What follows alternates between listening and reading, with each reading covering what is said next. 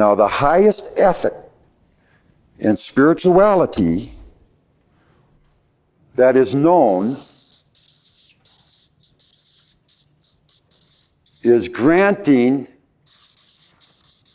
each one their spiritual, I know you're waiting for the next word, beingness.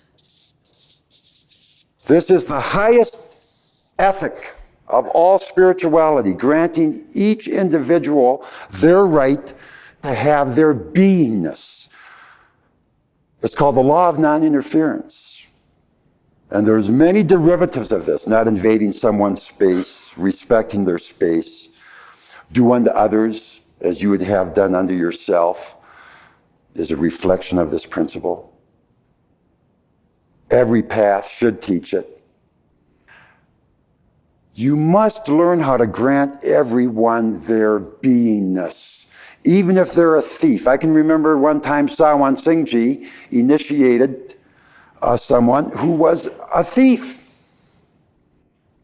And Sawan's devotee, Sawan Singhji, was the living master back from about early 1900s up to about 1950.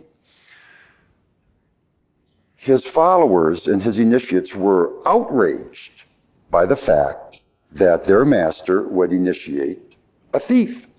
This guy stole to make his living.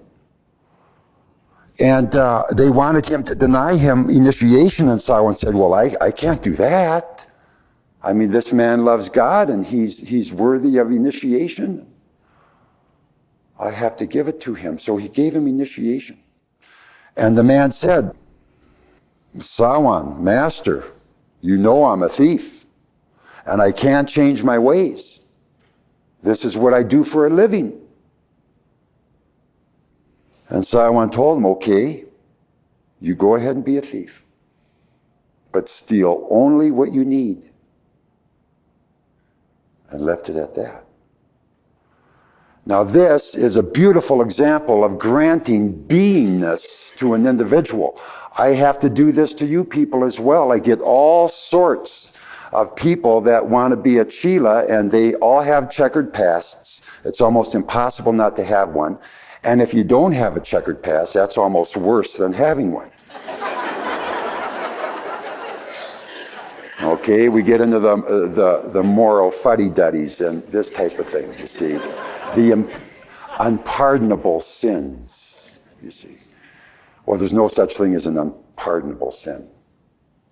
Everything can be rectified through karmic payoff, healing ourselves. Give the beingness to everyone you meet, and even learn, loved ones, to give it to yourself. Learn to give it to yourself. Now, this point's heavy. You want spirit, right? And then your mind ego looks at itself and says, geez, are you pathetic?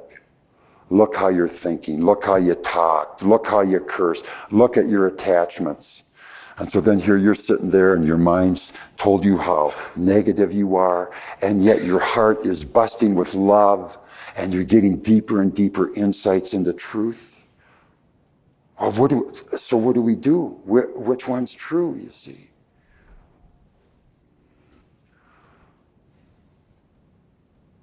Okay, well, what's true is what the Master's passing through us in our spirituality, and our mind wants to defeat us at every turn.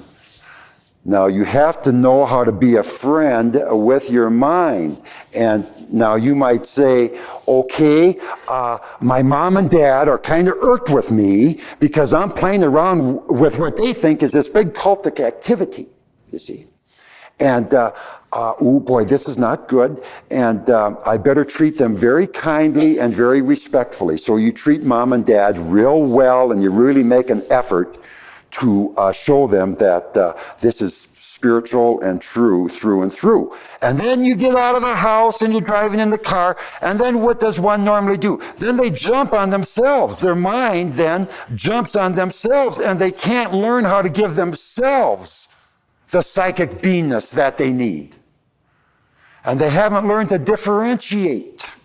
and discriminate between their own subjective voice within their consciousness, you see? And this is something that you'll be working with. A part of you thinks you're not worth anything, and another part's filled with hope and trust and faith that all of this is real. Now, this is part of the contest, loved ones, between your emerging consciousness and your present mind and ego. And there's going to be a little fight here.